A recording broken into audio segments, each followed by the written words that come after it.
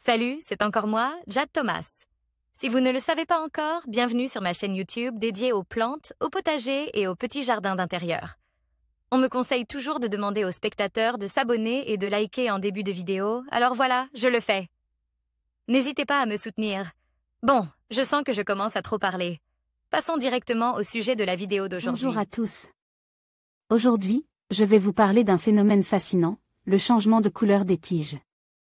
Vous vous êtes peut-être déjà demandé pourquoi certaines plantes présentent des tiges qui passent du vert au rouge, au jaune ou même à d'autres teintes étonnantes.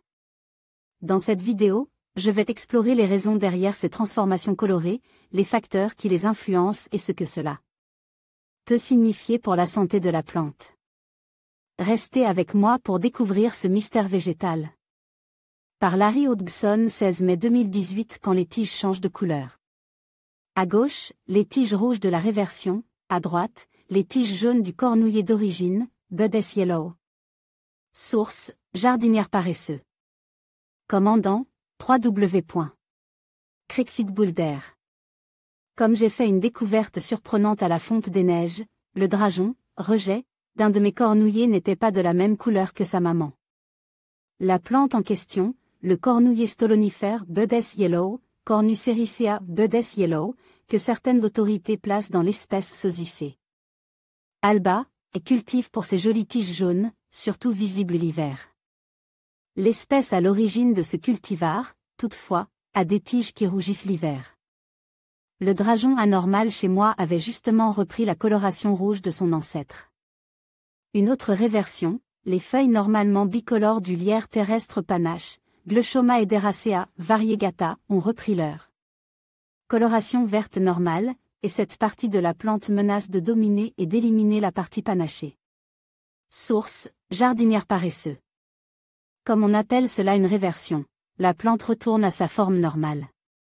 On voit souvent des reversions chez les plantes à feuillage panache ou à fleurs bicolores. Une partie de la plante se met alors à produire des fleurs ou des feuilles ordinaires. C'est la première fois, toutefois, que j'entends parler d'une réversion dans la couleur de l'écorce. Normalement, on supprime les reversions afin de conserver les attraits de la plante qu'on avait choisi de cultiver, car souvent les reversions sont plus vigoureuses que le cultivar.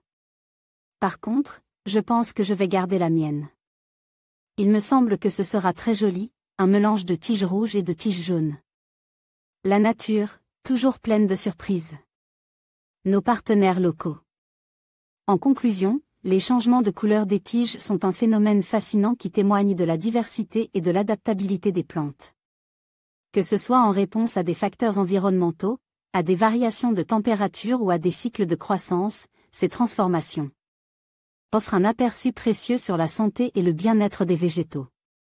En observant ces changements, nous pouvons mieux comprendre l'écosystème qui nous entoure et apprécier la beauté de la nature sous toutes ses formes. Merci de nous avoir accompagnés dans cette exploration, et n'hésitez pas à partager vos propres observations sur ce sujet captivant.